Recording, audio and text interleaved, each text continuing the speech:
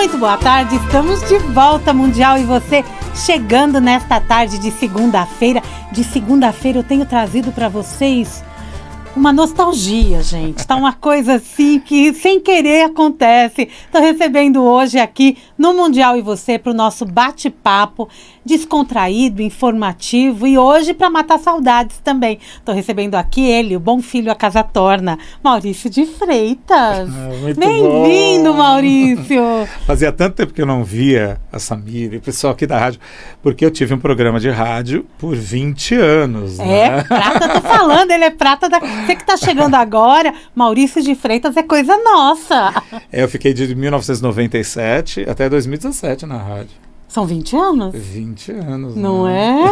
Quem sabe, né? Agora a gente já não começa com algumas novidades aqui também na Vibe Mundial. Aí tava morrendo de saudade, muito bom ver todo mundo. Não é? Bom estar aqui com vocês, ouvintes, novamente, pra gente poder conversar, né? E é sempre um prazer poder beber dessa fonte, viu, Maurício? Que a gente pode acompanhar. Graças a Deus a internet permite que a gente mantenha esse contato. De entender o que a pessoa está fazendo, o que ela está falando, qual a fonte que ela está bebendo hoje, não é? Para poder levar para o nosso ouvinte, você que está aí do outro lado. E a vida muda muito, né, Samira?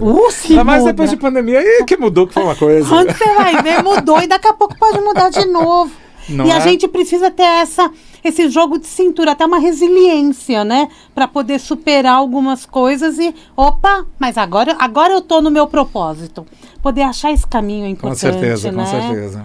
Para a gente não se perder no meio de tantos estímulos externos, de tanta coisa que acontece ao nosso redor, é muito fácil você perder o contato com você. Exato. Perder o contato com quem você é, o que faz sentido para você, o que você gosta.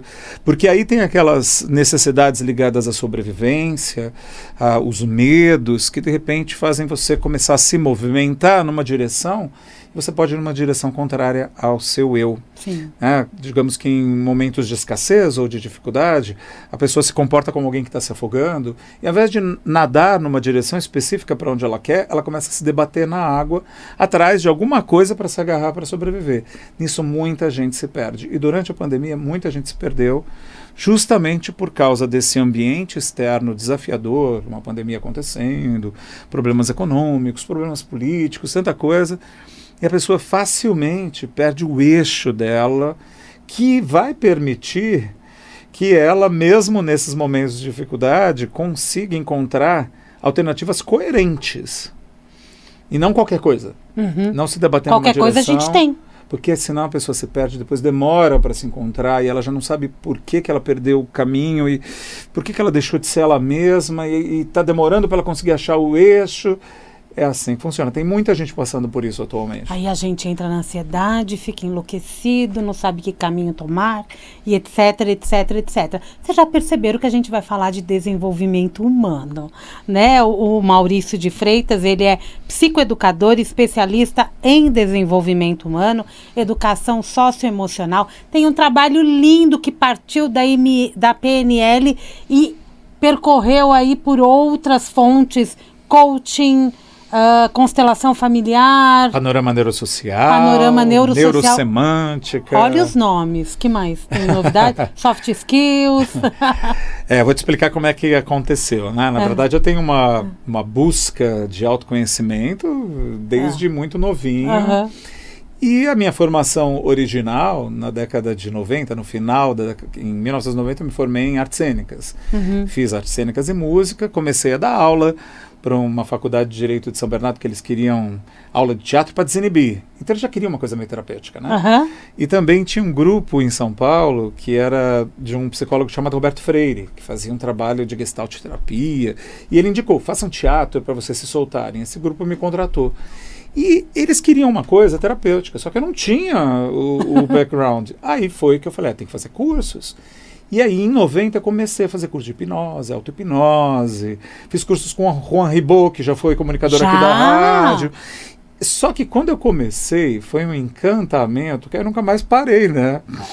Em 91, eu estava lançando o meu primeiro trabalho, que já juntava o teatro, a música, com algo de autodesenvolvimento, que se chamava cantoterapia. Uhum. E foi aí que a cantoterapia fez sucesso, fui chamado em programa de televisão, fiz parte daquele SPTV, daquele Jornal do Meio-Dia, saiu também em rádios espontaneamente, matérias. Porque era novidade. Era muito novidade. Era um trabalho autoral, e eu era muito novinho, despreparado, mas o pessoal já gostava do que eu fazia. Gosta do que é diferente, né? Depois disso evoluiu, veio o Programa de Desenvolvimento do Potencial Humano, um curso mais parrudo, forte, eu já estava mais preparado, tinha passado alguns anos, era 94, e esse curso cresceu também muito. Isso gerou o meu primeiro espaço. Então eu montei um espaço, na época o nome do espaço era Illuminati, e foi aí que entrou na jogada a Rádio Mundial. Aí era mundial na época. Isso, que agora é Rádio Vibe Mundial, exatamente. Né? E aí foi que eu comecei na Rádio Mundial.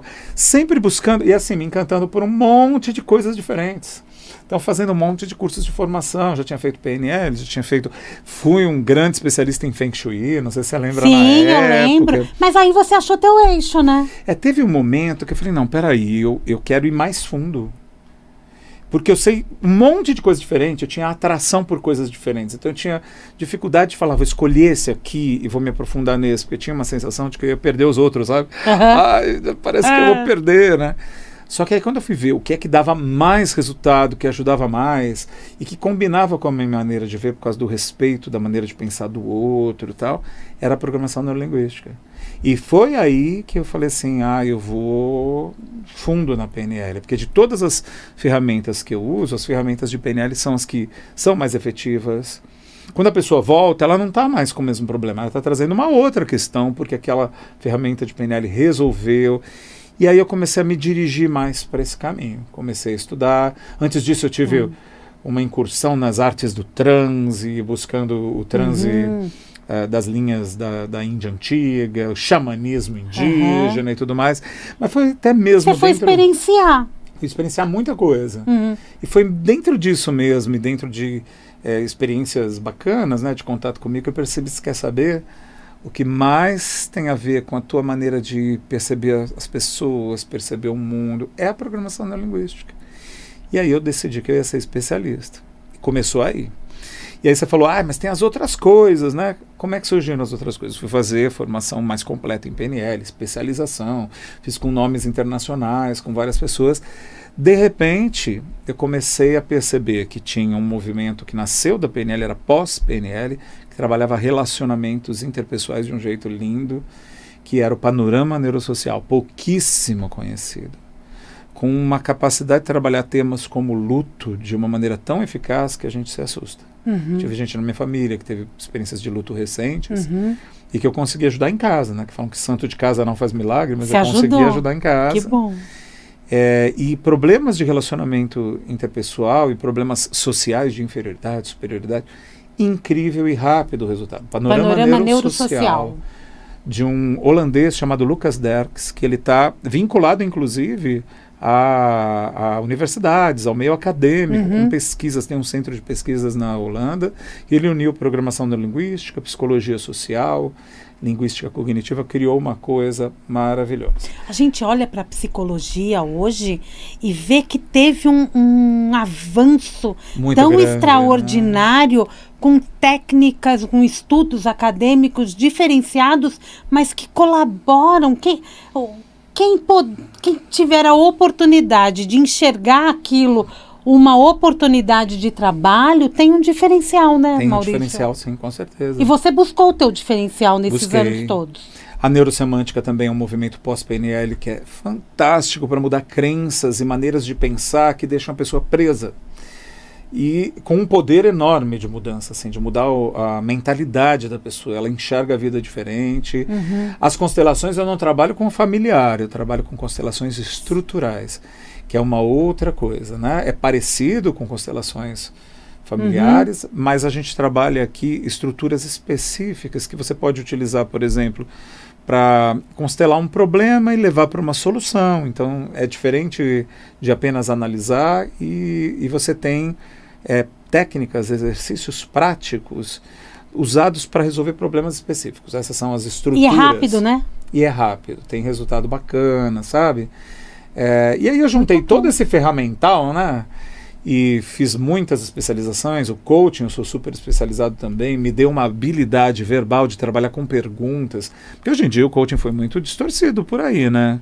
O pessoal fala como se fosse autoajuda, eu vou lá e digo o que a pessoa tem que fazer. Não, o estudo é muito profundo. Coaching é, na verdade, a arte de trabalhar exclusivamente com perguntas que provocam o despertar da pessoa, sem que eu interfira nela. É bem diferente das divulgações que tem aí de uns coaches mal formados no mercado, na internet, né? O importante é não se envolver. Você lança a pergunta e, a partir daí, o próprio outro, né, o paciente, o cliente traz a demanda. Chega, né? Então é uma arte de despertar no outro o empoderamento dele, para que ele seja autônomo, entenda o que ele quer, o que ele gosta, o que ele não quer, o que ele não gosta, questioná-lo sobre as ideias que ele está tendo, perceber o quanto aquilo tem a ver com ele ou não. Então a pessoa traz, por exemplo, uma meta que ela quer realizar e eu pergunto quais os benefícios que ela vai ter ao realizar, quais são os riscos que ela corre se ela realizar isso, o quanto essa meta combina com essa pessoa, de onde veio isso, veio de uma sensação de necessidade ou veio, na verdade, de uma identificação, é algo que combina completamente com a pessoa. Olha quanta pergunta. Né? E aí a pessoa vai entrando em reflexões muito profundas e tendo um autoconhecimento. Aí ela entra no poder pessoal?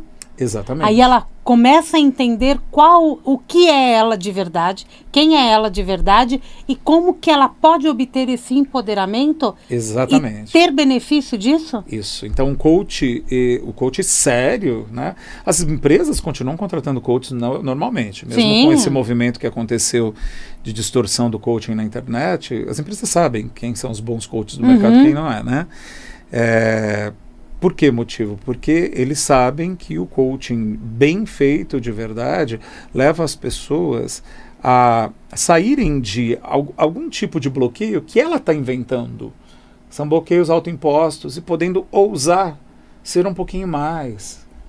Ser o melhor dela, sabe? É isso. Então, para mim, o coaching foi maravilhoso porque ele me deu um poder de questionamento, de trabalhar com perguntas livremente, sem seguir scripts de nenhum tipo, e poder fazer uma sessão incrível com perguntas.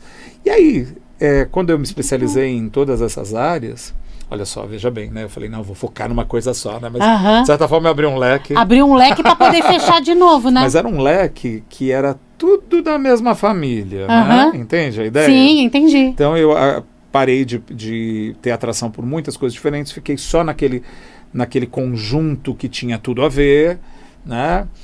E a partir daí eu comecei a criar uma metodologia integrativa que integrou todas essas abordagens, criando super abordagens, né? Com um grande resultado, com muita consolidação, para o resultado se manter depois. Não é uma coisa da pessoa ter um resultado e depois ela fala, mas eu estou com um problema novamente, ou eu não resolvi totalmente. Mas aí eu tenho um passo a passo? Aí a gente tem o quê? Eu tenho uma forma de integrar essas abordagens, em que eu levo o profissional que se forma, né, comigo a saber como lidar de verdade com os grandes temas. Questões como autoestima, questões como resiliência, poder pessoal, inteligência emocional, autoconhecimento. Então, como que eu conduzo as pessoas nesses grandes temas, que são os temas que as pessoas me procuram e querem solução, superação de bloqueios, desenvolvimento de habilidades e maestria. Sim. E aí a pessoa entende como funciona a mente do cliente, né? Como estará a mente do cliente em cada etapa de um processo, o que provavelmente acontecerá, né, quando você está conduzindo a pessoa, e ela tem agora super técnicas. Antes, eu tenho técnicas que são de constelação estrutural, de PNL, de coaching, de panorama neurosocial, e eu comecei a perceber, por exemplo, que uma técnica maravilhosa para trabalhar autoestima do panorama neurosocial, se eu combinasse elementos de uma outra da PNL para trabalhar autoestima e um outro procedimento que se faz para consolidar resultado que vem do coaching, eu comecei a criar técnicas muito mais poderosas do que as que são ensinadas no mercado e que eu chamo de super técnicas, porque elas estão turbinadíssimas. Você uniu essas técnicas? Eu uni essas técnicas, criando novas técnicas. E você dá formação? Dou formação, que na verdade já é uma especialização praticamente. Então não é a formação, então não estamos falando da especialização nem de PNL nem de coaching. Não, mas é de desenvolvimento humano, da área, para as pessoas se tornarem educadores socioemocionais. Como nós temos uma falha, um gap na educação. A gente não recebeu, nós não tivemos chance de receber uma educação sobre nós. Como eu funciono emocionalmente, como a minha mente funciona, meu cérebro, por que eu reajo como reajo, como eu posso ter mais liderança de mim, me tornar líder de mim. Porque se eu não for líder de mim, os outros me lideram somente, né? Sim, aí entra a manipulação, Exato. Eu passo a ser um ser influenciável, Super passo a ser se eu já não for, né? Tem tudo isso que a gente precisa se entender para poder trazer à tona. Exatamente. Porque se eu também não quiser enxergar isso... Aí você não busca e você fica fechado, você fica um sistema fechado, que por mais que haja influências também que podem te tirar dessa bolha, né, de pensamento, não acessam você porque você não está aberto para poder passar pela mudança. Por isso, Maurício, quando a gente começa a entender que você não quer mais ser aquele ser influenciável em determinado grupo, ou você já está interessado num estudo, por exemplo, mais voltado à neurociência, você muda, você tem outros interesses. Por isso que a gente se separa dos outros? Olha, eu acho que mudar... a gente começa a entender e começa a tomar algumas decisões, sim, de mudança. Sim. Agora, os padrões automatizados de comportamento, eles estão lá, né? Mesmo que eu enxergue algumas situações, não me dou mais com aquele grupo X. Eu posso enxergar isso, mas se eu não fizer um movimento para destravar o que está lá atrás... Porque o que acontece? Esses padrões de comportamento, eles estão muito arraigados. E você não percebe, não se dá conta... que embora você tenha tomado algumas decisões de mudança, que até são um pouco externas, vamos me afastar desse grupo, mas os teus comportamentos ainda reproduzem os padrões desculpa o palavreado, miseráveis de antes. Vou dar um exemplo simples da contradição humana. Vamos. Né? Eu posso me tornar consciente de que, nossa, como eu acho horrível o radicalismo. Então eu chego para uma pessoa e falo assim, eu vou me afastar de você porque você é muito radical e eu não quero nada mais disso na minha vida. Isso é radicalismo também. Isso que eu estou fazendo. Vocês viram que o ator baixou aqui, né? Ou eu chego e falo, não, agressividade, as pessoas são... Eu não vou mais deixar que as pessoas sejam agressivas comigo, eu tenho que impor limites saudáveis porque isso é ruim. Percebi isso, certo? Li num livro, estudei. Então quando você tem consciência, você toma decisões de mudanças que são externas. Tipo cortar cabelo, assim, né? Tá bom, tipo cortar cabelo. Eu vou cortar isso daqui da minha vida e tal. Só que o teu comportamento ainda não mudou. Tuas reações emocionais não mudaram. Então eu chego e falo assim, não quero mais pessoas agressivas na minha vida. Aí de repente chega uma pessoa e fala assim, eu não quero mais que você seja agressivo. Você grita! Você não é legal! Só que se eu botar o espelho, eu tô gritando. Ou seja... Para que eu faça uma mudança, muitas vezes eu preciso de um auxílio com instrumentos, ferramentas, às vezes uma outra pessoa que me guie nisso, para eu destravar um tipo de experiência que ficou registrada, que fica reproduzindo em mim reações, reatividade.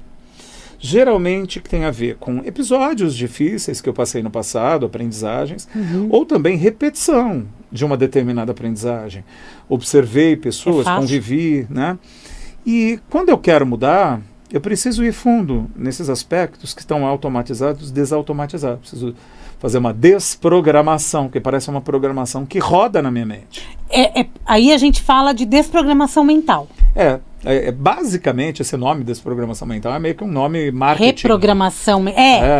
Desprogramação, é motivacional. Que a gente não é exatamente igual ao computador, mas é uma ótima metáfora. Porque funciona como se fosse um programa que roda inconscientemente e quando vai ver, você já agiu do mesmo jeito que você está acostumado. E não está nem percebendo. Outras pessoas percebem, você não. E como isso está abaixo da consciência, né, você não está percebendo, você não consegue mudar sozinho por isso. Porque você não vai conseguir enxergar. Por isso o papel do terapeuta é tão importante. A gente tem uma lei sistêmica, né, que diz que nós não podemos nos conhecer totalmente a não ser através também do outro. Eu não consigo isoladamente me conhecer totalmente. Eu preciso conhecer o ambiente ao meu redor e as pessoas e perceber como eu reajo ao ambiente. Perfeito. Se você vai estudar vamos falar de biologia, você vai estudar um animal na África, e você tira ele do contexto dele e leva para o laboratório e vai estudar. Você não vai entender por que ele tem aquela pelagem, você não vai entender por que ele tem um comportamento de uma dança específica que ele faz. Por que motivo? Porque a pelagem tem a ver com camuflagem do ambiente que ele está. Você tem que estudar o ambiente que ele está. Um determinado comportamento mais arredio tem a ver com o predador dele. Você tem que estudar o predador dele para entender ele. Uhum. A dancinha lá era uma dança de acasalamento. Você tem que entender os ritos de acasalamento daquela espécie para poder entender aquela espécie. Nós somos uma espécie. Somos. Nós estamos inseridos no meio social. Nós precisamos entender a nós mesmos, não isoladamente. Se eu parar e me centrar somente em mim, eu vou me entender. Só preciso entender que reações você tem aos estímulos que existem ao seu redor. Uhum. Que tipo de relações em volta despertam em você determinadas características. Que pode ser agressivo ou não. Agressivo ou não, né? Você tem que entender, por exemplo, como que você age de um jeito que você não percebe, mas o outro percebe. Então, essa lei sistêmica não é possível se conhecer isoladamente, somente é possível se conhecer através do conhecimento do outro e a partir do outro. Ela é muito verdadeira.